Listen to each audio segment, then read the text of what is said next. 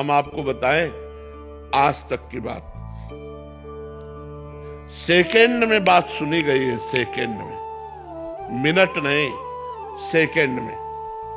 क्योंकि भगवान के सिवा हमारा कोई है नहीं, बचपन से भगवान में लगे, भगवान के सिवा कोई है नहीं, तो हम मिनट की बात नहीं कहते, सेकंड में बात सुनी गई है।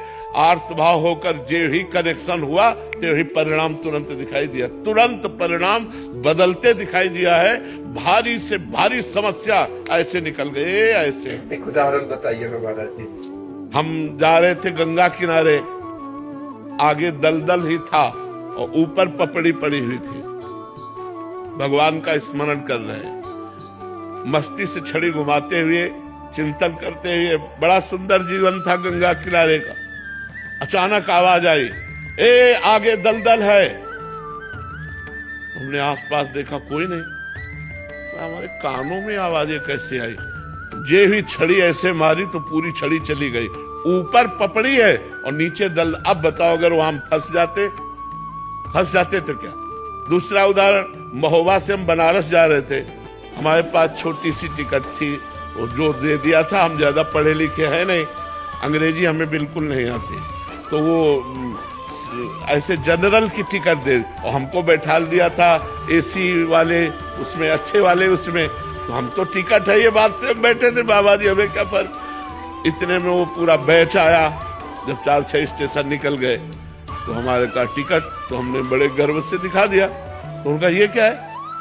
ये पहली बात तो आप कोच में बैठे हुए हो, इसकी टिकट नहीं आपकी, और दूसरी बात ये जनरल की टिकट और 3 स्टेशन की टिकट है। आप कहाँ जा रहे हो? हम कहा बनारस। तो बोले आपके पास टिकट ही नहीं। अब वो जो 2-4 सबकी श्रद्धा संतों पे थोड़ी होती, तो वो गालियां बकने लगे। बोले खड़े हो। हम खड़े हो गए, बस भगवान का चिंतन किया कि हमको तो प्रभु कुछ पता नहीं, ना हमारे पास पैसा है। तुरंत ऊपर से एक आदमी उतरा, अंग्रेजी से उनसे बात की, तुरंत हमको इतना बड़ा कागज जैसा उन्होंने दिया और उसको रुपए गिन के दिए और कहा महाराज जी आप बैठ रहे। हम आराम से बैठ गए, वाराणसी में उतर गए। कौन था?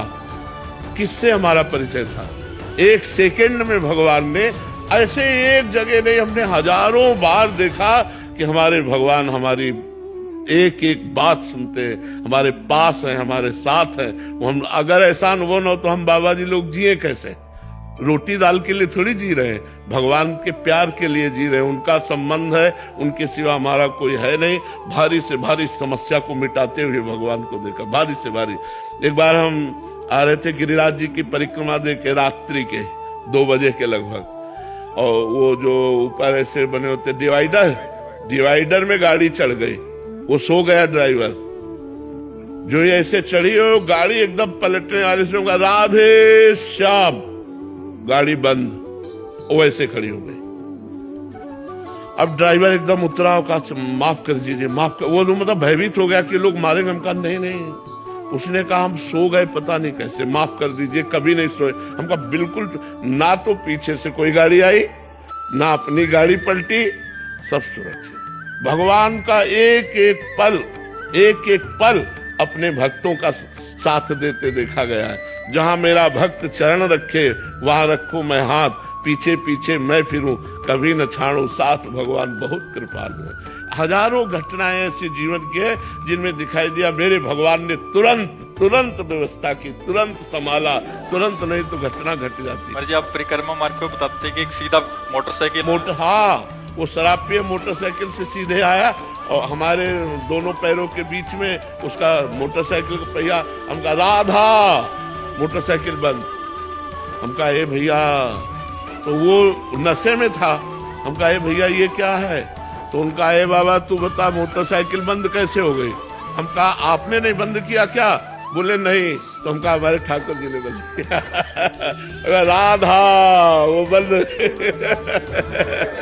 श्री जी सब कितनी बातें, भगवान से पूरा जीवन ही भरा हुआ है। बचपन से 13 वर्ष से लेकर के आज 55-56 वर्ष की आयु उन्हीं की शरण में तो व्यतीत हो रही, उन्हीं की शरण में।